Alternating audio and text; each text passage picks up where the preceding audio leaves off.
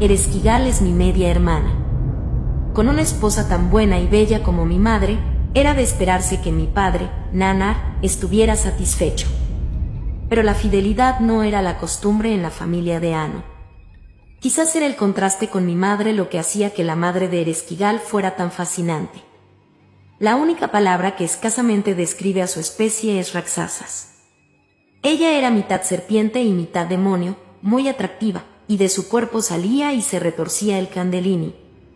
Su piel era de un verde claro cobrizo y su pelo formaba lo que se podría llamar rizos aterradores. Su cuerpo era fuerte y sensual. Tenía los ojos de una cobra con el poder para hipnotizar a Nannar. Como dios de la luna, mi padre ciertamente tenía su lado oscuro.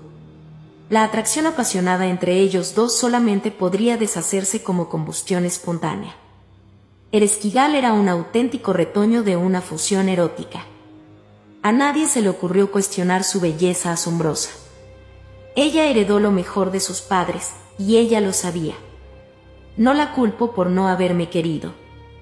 Creo que en cierto modo ella sentía por mí lo que Enki sentía por Enlil. Yo era la hija legítima de Nannar y ella era el fruto de la concubina. Además de estar cautivado por su belleza, Enki sentía cierta simpatía por ella. Hasta llegaron a concebir un hijo que se llamó Ningisida.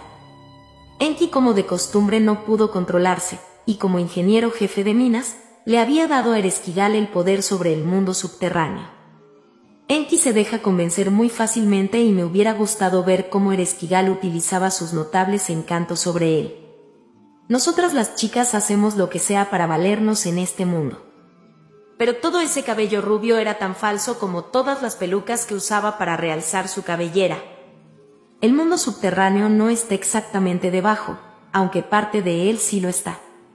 Está localizado en lo que ahora llaman África y los extensos depósitos de oro que nosotros codiciamos están allá.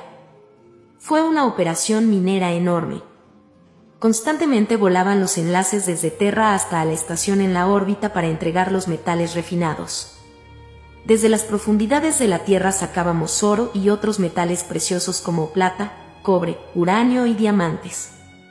Tenía que haber una fuerza de trabajo gigantesca y con el paso de los siglos, se procrearon hombres y mujeres para que fueran obreros más eficientes. Nuestros geneticistas constantemente mejoraban el aspecto de su obediencia y sumisión. No obstante, de vez en cuando había que aplicar la disciplina. En Terra había por lo menos 3 especies que comían carne humana, así que los come carne eran una herramienta disciplinaria muy útil. ¿Qué mejor amenaza para un trabajador reacio que la idea de ser devorado vivo? Mírenlo desde nuestro punto de vista, nosotros estábamos cumpliendo con nuestro deber. Teníamos que suministrar partículas de oro a nuestro planeta Nibiru para nuestra atmósfera agotada, o moriríamos todos. Hicimos todo lo necesario para sacar el oro de las minas. Ereshkigal era la más indicada para este trabajo. Para nada le molestaba motivar a los obreros con historias de canibalismo. Dentro de sí tenía un poco de esa vocación de come carne. No es que comiera humanos todo el tiempo, solo un mordisco de vez en cuando. El canibalismo tiene significados diferentes para diversas especies. Un grupo podría verlo como una manera de absorber la fuerza, sabiduría y poder de la persona que se come.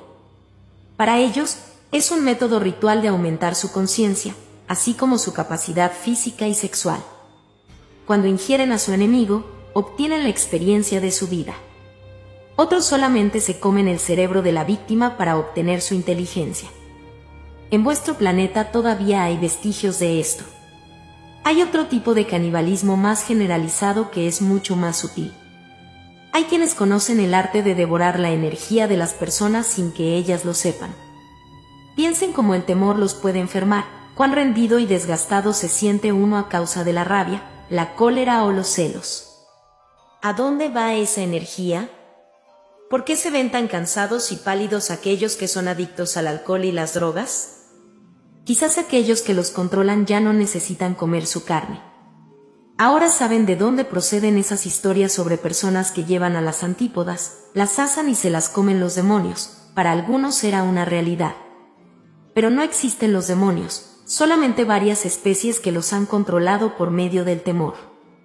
este es un universo de libre albedrío, lo que quiere decir que son libres para hacer lo que quieran, y también lo son los demás seres. Ese es el problema. Si todos empezamos como iguales, ¿cómo inducimos a los otros a que hagan lo que queremos que hagan? ¿Hay algunas reglas? ¿Se puede engañar a otros? ¿Quién valora a quién y a qué?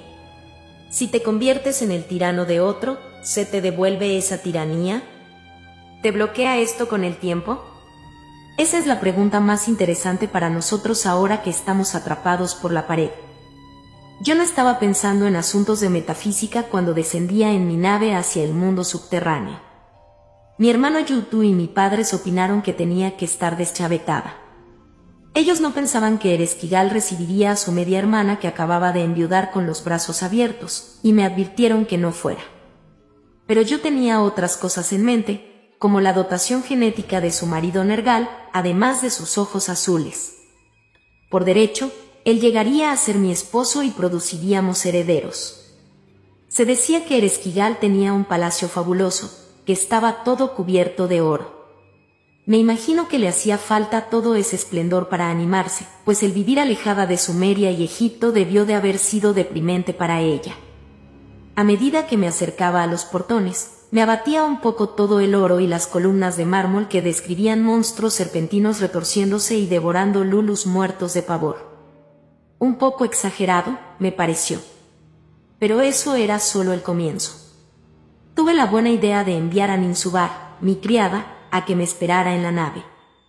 Le dije que si no aparecía en 3 días, ella debería volar a casa a buscar ayuda. Había prestado algo de atención a lo que dijeron mis padres. No obstante, yo estaba confiada. Una chica debe arriesgarse, debe tener coraje. Después de todo, me había arriesgado a conseguir los mes divinos. Yo sabía que podía ser muy persuasiva. Ereshkigal no salió precisamente corriendo a saludarme. De hecho, no la veía por ningún lado. Me salió al paso un horrible guardián que dijo que se llamaba Neti. Dios mío, él o ello era tan grande. Le dije a ese monstruo quién era yo, y él me guió por un laberinto que tenía una serie de portones, lo que debió de haber sido un sistema de seguridad diseñado para proteger el oro de Ereshkigal. Luego este guardián me ordenó a mí, y Nana, que me quitara todas mis joyas protectoras y mis vestiduras. Todos nosotros usábamos una variedad de aparatos defensivos para protegernos de la radiación. También llevaba conmigo los utensilios de cabeza con reguladores de campo y sistemas de comunicación. Mi vestido tenía su escudo de protección estándar tejido dentro de la tela. Nunca se sabe qué se puede encontrar cuando uno vuela por el espacio o en tierra. Al llegar al 7º portón, se me ordenó que me quitara el vestido. No es que yo sea muy modesta, pero me empezaba a fastidiar la forma como me estaban tratando. Además, yo quería saber a dónde se estaban llevando las joyas. Finalmente, entré en un salón donde Ereshkigal celebraba una audiencia. Era exactamente como me lo habían contado. Había un estrado de oro enorme y Ereshkigal estaba sentada sobre un trono majestuoso con diamantes incrustados. Aunque yo estaba desnuda, iba a saludar con amabilidad, cuando esos jueces con aspecto de ogros empezaron a lanzarme acusaciones de falsedad y traición. Era algo ridículo, no entendía de qué estaban hablando y tenía sed. De repente, Ereshkigal sacó su arma de plasma y en un momento me disparó una buena dosis de radiación, más que suficiente para matarme. Yo estaba asombrada. Rápidamente vi cómo yo flotaba por encima de mi precioso cuerpecito, que aceleradamente cambió de su cálido tono azul a un índigo muerto. Ereshkigal les ordenó a sus guardias que colgaran mi cuerpo en la pared como se hace en una carnicería. Vi cómo mi cuerpo se descomponía. Viajando en astral, seguía a mi criada, Ninsubar, que iba de regreso a Nippur, la ciudad de mi abuelo, en Lil. Observé cómo ella entraba en su templo y le suplicó que me salvara. Él se rehusó, dijo que yo sabía muy bien lo que pasaría si iba allí, de todos era sabido que Ereshkigal me despreciaba. Entonces mi criada fue a mi padre, Nanar. Él también dijo que no. Y yo seguí flotando ahí en el aire, escuchando el sermón de mi padre, es muy testaruda, todos sabíamos que solo encontraría problemas al Irá. buscar el marido de Ereshkigal. Hasta dijo que me habían dado mi merecido, mi propio padre. ¿Tal vez habría preferido un hijo varón? Yo todavía flotaba en aire, tratando de acostumbrarme a estar sin un cuerpo. En la mente de mi querida criada motivé un pensamiento y velozmente ella fue al Apsu de Enki. Ya tenía preparada una historia lacrimosa muy convincente y, bendito sea Enki, decidió intervenir. Él tenía algo de poder sobre Ereshkigal, pues había sido él quien le había concedido el mundo subterráneo. Él hizo arreglos para que llevaran mi cuerpo a la Gran Pirámide y, con la ayuda de Ninhursag, me resucitó. Durante 3 días tuve un dolor de cabeza horrible. Decidí nunca más volver a visitar a esa bruja y olvidarme del DNA de su marido. Estar separada de mi cuerpo no fue algo tan funesto, pero me llevó a pensar cuánto disfrutaba de ciertas cosas, como bailar o incluso comer. Me había apegado mucho a este cuerpo y a mi vida en Terra con los Lulus. El tiempo que estuve fuera de mi cuerpo me hizo querer mucho más a Terra. También aprendí a no confiar en nadie, excepto en mí misma. Decidí extender mis templos del amor a la India meridional, donde me habían dado territorios que nadie más quería. A las orillas del río Indo construí las ciudades Mohenjo-Daro y Harappa.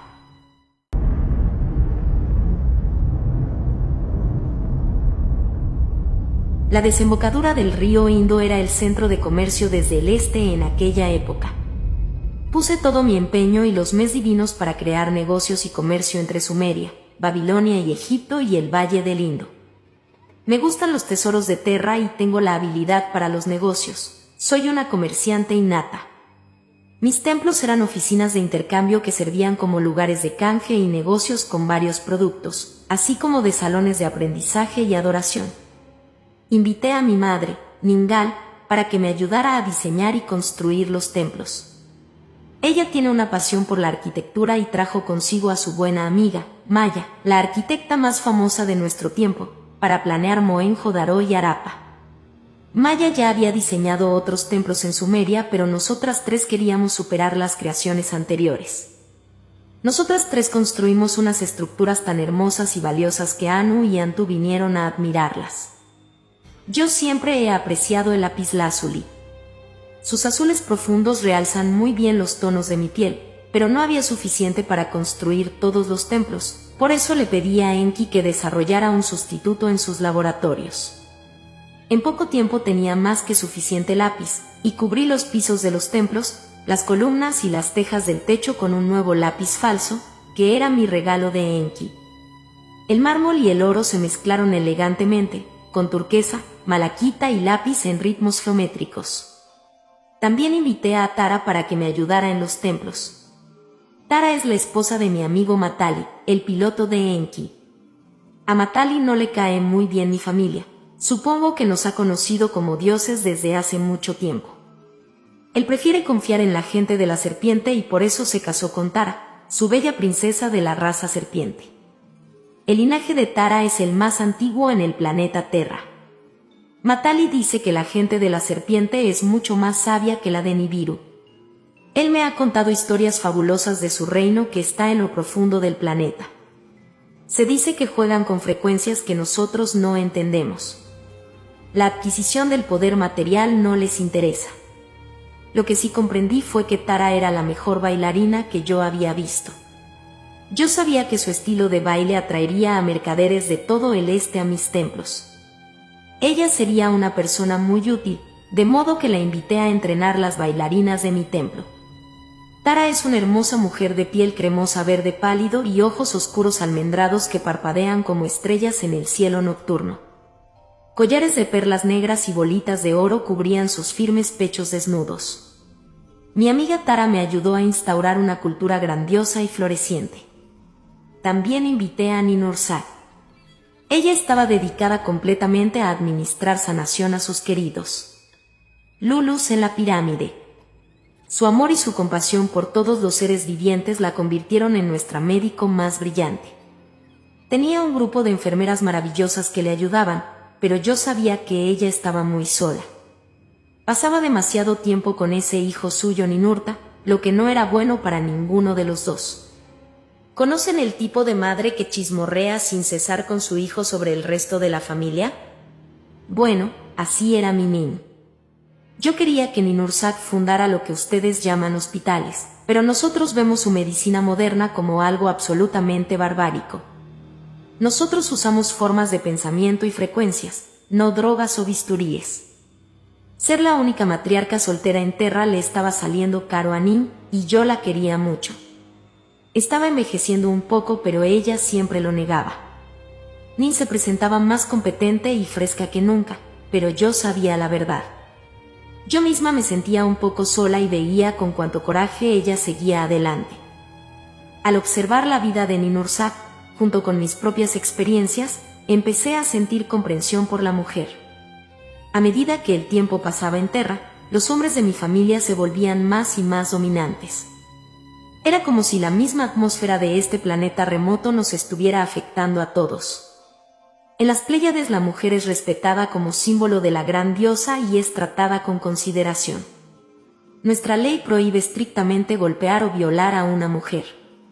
Las frecuencias fronterizas de la Tierra aparentemente produjeron un giro de esta tradición. Nuestros hombres estaban adoptando una actitud diferente hacia la mujer. Los hijos de Enki, guiados por Marduk, inventaron leyes que prohibían a las mujeres ciertas libertades en sus territorios. Por supuesto, yo estaba enfadada y trastornada por esas leyes tan ridículas. Entonces, en mis tierras, yo enfatizaba el fortalecimiento y la mejora de la energía femenina. Decidí enseñarles a los Lulus algunos de los misterios pleyadenses. Cuando Ninursak y Enki crearon a los Lulus, dejaron algunos componentes claves inactivos. Aunque los Lulus y todos los humanos nacidos de ellos, incluyendo a los habitantes de la Tierra hoy por hoy, poseen nuestros genes, algunos de estos no funcionan. Porque habían sido desconectados a propósito. A los Lulus se les enseñó a llamar a mi familia divina, pero nosotros escasamente lo éramos. Los hijos de Anu son los adolescentes eternos, y palabras como ambiciosos y codiciosos nos describirían con más precisión. Intencionalmente habíamos dejado los códigos genéticos de nuestra raza trabajadora parcialmente funcionando para que fueran más dóciles.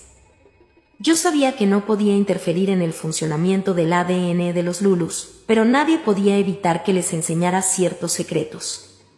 Y como el pensamiento crea la realidad, yo esperaba que algunas de mis sacerdotisas y sacerdotes pudieran encender los genes divinos que están presentes en todos los Lulus y fomentar de este modo su evolución latente por medio de la secreción hormonal. En la época actual el Samkhya es todo lo que queda de la sabiduría pleyadense. Samkhya es una palabra sánscrita que significa enumerar. El concepto Samkhya sugiere que la materia está organizada a partir de dos componentes primarios, conciencia y energía que interactúan para crear el universo. Es el pensamiento enfocado conscientemente lo que mueve las frecuencias de energía para que se conviertan a sí mismas en la comedia de todos los mundos infinitos e innumerables. Los físicos en su tiempo presente se están acercando a este entendimiento, pero les falta un componente y ese es el amor. No la clase de amor que han experimentado como humanos, algo limitado e imposible de predecir, sino el amor como una fuerza primaria. A un científico contemporáneo nunca se le ocurriría medir un estado de conciencia como el amor, pero ese es el secreto.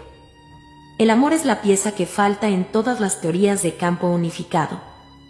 El amor del primer creador es la causa principal de este universo y de todas las otras realidades dimensionales que existen.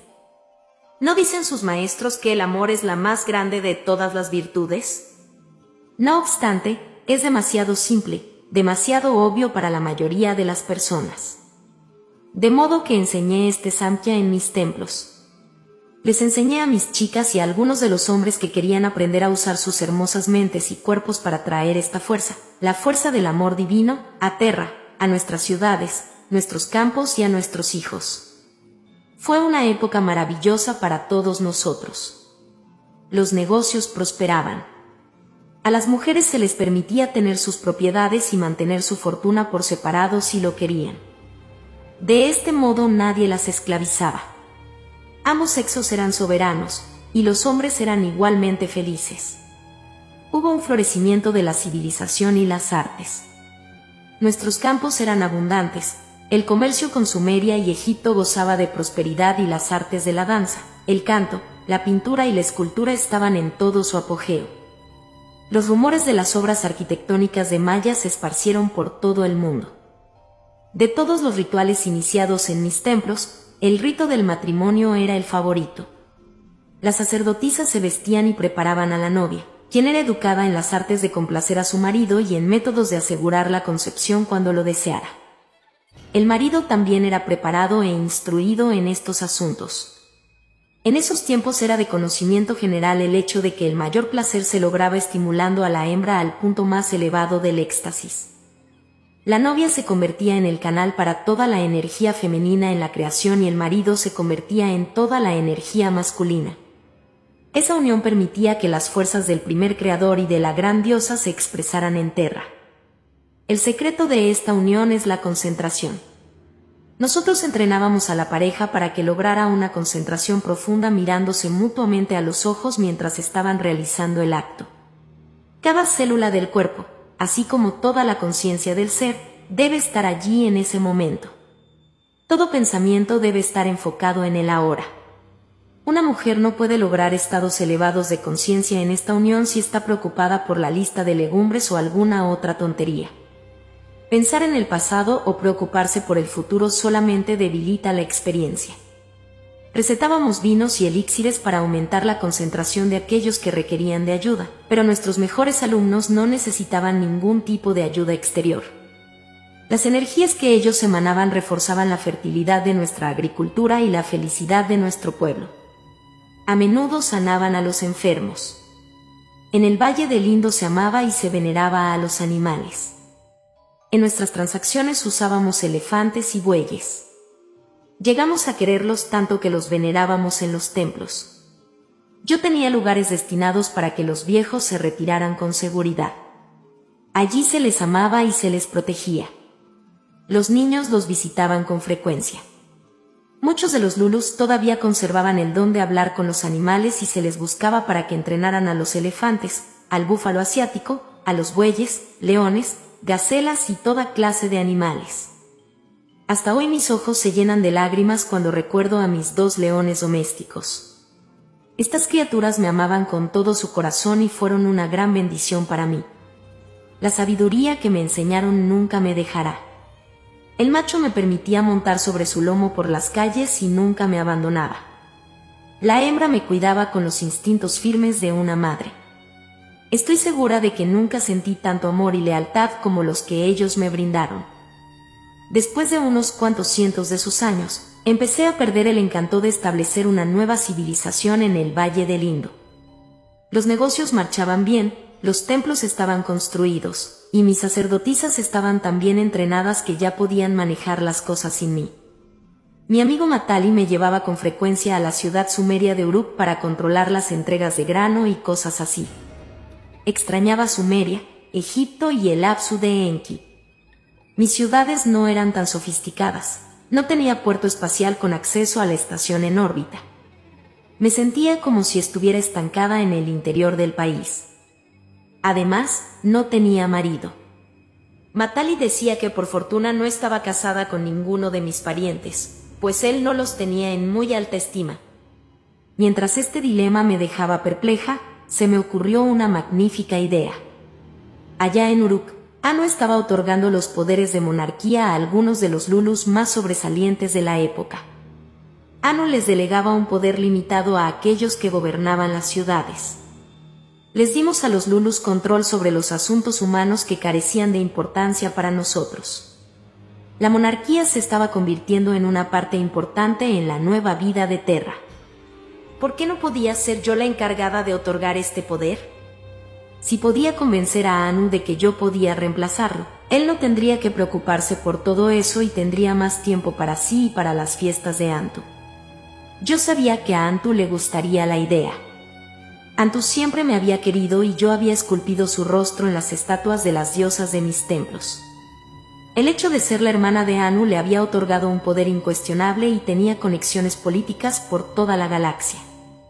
A Antu nunca pareció incomodarle el flujo continuo de concubinas de Anu. Yo siempre sospeché que ella sabía sumergirse en estados de conciencia estáticos. Es una dama tan feliz, llena de lo que llaman chua de vibre. Con el fin de convencer a Anu y a Antu de que yo era la persona indicada para escoger los reyes, construí un templo en Uruk. El templo en sí estaba dedicado a Anu. En la parte interior, el área más importante, coloqué una cama de oro sólido con el nombre de Antu grabado visible y bellamente sobre ella. La cama estaba elevada sobre un estrado y estaba soberbiamente adornada con flores frescas y sedas flotantes. Este templo en Uruk se llamaba la morada de Anu. Pero la cama que estaba dentro del lugar sagrado le representaba a todos a qué mujer escuchaba a Anu. ¡Qué detalle! A ambos les encantó. Cuando les pedí que me concedieran el derecho de otorgar la monarquía, ambos accedieron. Claro que yo le debía informar a Anu sobre mis decisiones. Mi bisabuela Antu estaba feliz con las perspectivas de mi nueva carrera. ¿Y qué mejor manera de encontrar un marido? Marduk, el hijo mayor de Enki, es el último hombre en la galaxia a quien yo querría como marido. Enki amaba la vida y a las mujeres de todas las razas y por eso engendró muchos hijos, los cuales competían entre sí por tierras, reinos, ejércitos y riqueza. Mi esposo Dumuzi era el más joven de los hijos principales, pero ya estaba muerto y no representaba una amenaza para ninguno de los otros. Nergal, casado con mi media hermana Ereshkigal, era el segundo en la línea del poder. Enki llegó hasta engendrar un hijo con su nuera Ereshkigal. Quizás fue así como ella recibió las antípodas, donde Nergal reinaba con ella. Enki tuvo muchísimos otros hijos que llegaron a ser un verdadero nido de víboras de hermanos y hermanas.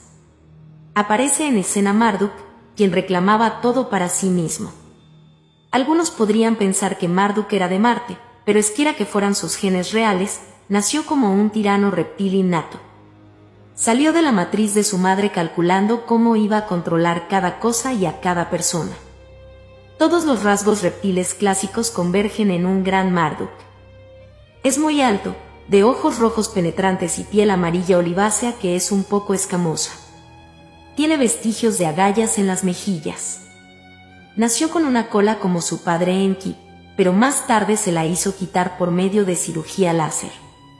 Él alegaba que la cola le estorbaba, pero todos sabíamos que su vanidad lo había obligado a hacérsela cortar. A muchos les parece que Marduk es exquisitamente bello, fríamente magnífico y que tiene una mente brillante y la concentración de una cobra. Él sí posee una especie de belleza, si a uno le gusta esa especie. Los hijos de Enki siempre estaban discutiendo entre sí, incluso cuando eran niños. Cuando Enki y su hermano Enlil luchaban por el poder, también lo hacían sus hijos.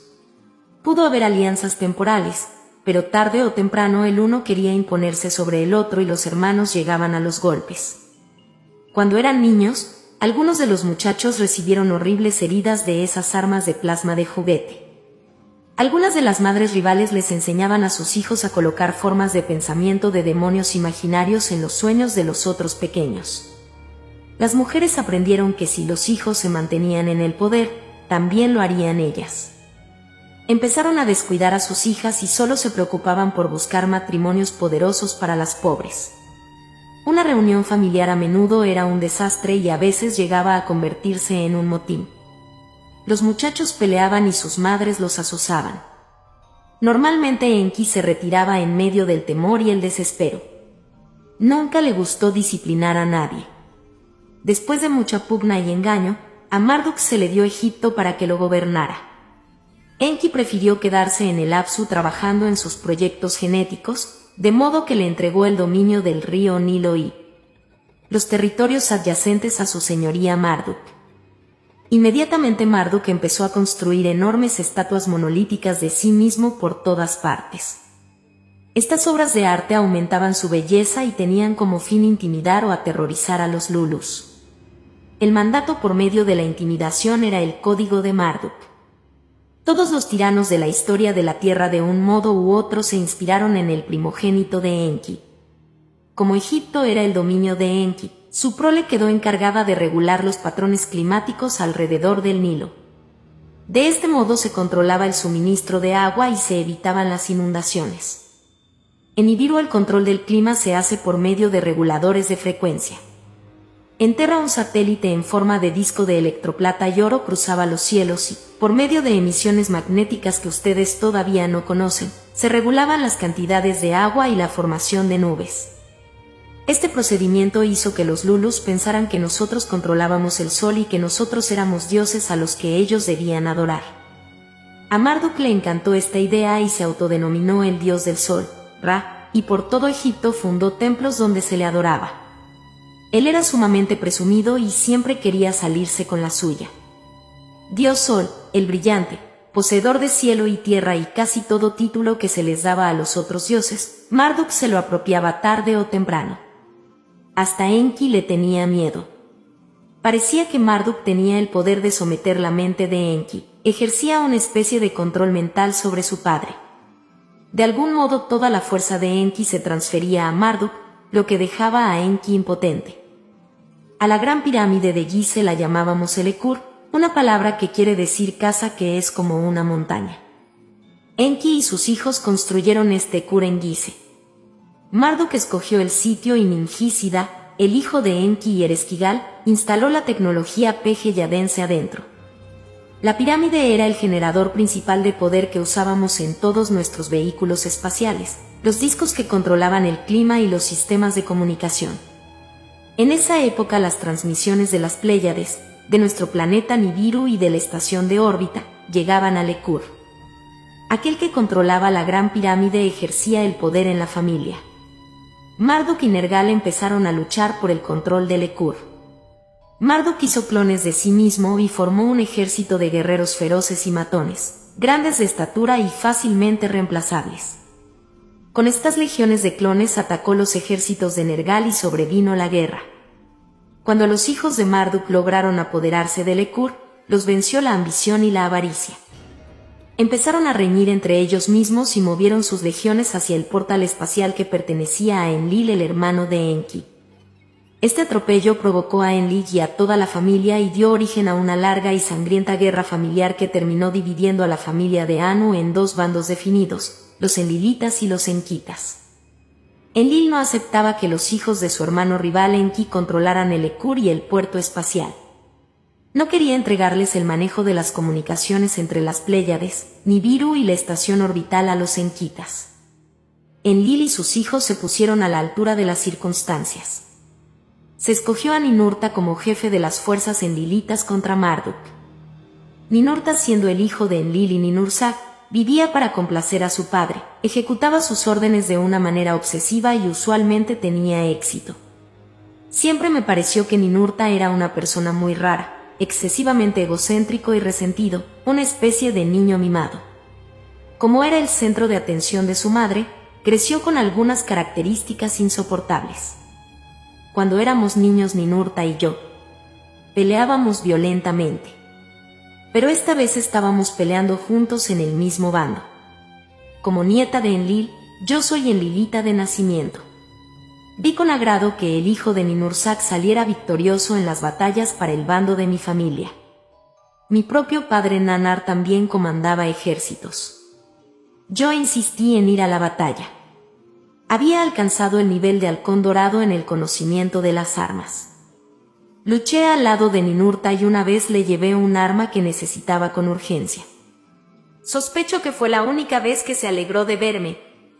La guerra fue inefablemente espantosa y usamos a los Lulus como soldados. De vez en cuando las grandes ondas de radiación llegaban a pueblos enteros y Lulus inocentes morían en cantidades. Muchos más murieron de hambre en el dominio africano de Nergal porque Ninurta evaporó todas las aguas en los ríos y chamuscó las tierras con fuego de plasma. Ninurta también usó lo que ustedes llamarían guerra química. El terrible misil Madab envenenaba todo lo que encontraba a su paso. Había muchos tipos de armas destructivas, pero la más ingeniosa de todas era el arma Ruadra.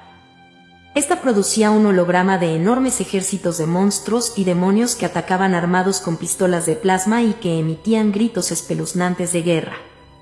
Los Lulus de Marduk nunca se imaginaron que se trataba solamente de una aparición, de modo que se dieron vuelta y huyeron dejando que los clones solos se enfrentaran a las legiones de Ninurta. Al final de la guerra, Ninurta logró inundar el Apsu, obligando a Enki y a sus hijos a retirarse a la Gran Pirámide. Empleando la protección de Lekur, los enkitas generaron una pared de luz venenosa alrededor del complejo. Esta pared era un campo energético estimulado por las enormes capacidades de la Gran Pirámide. Ningún arma de las nuestras podía penetrarla. Ninurta emplazó a mi hermano gemelo, Yutu, y le ordenó que le cortara todos los suministros de agua a Lekur.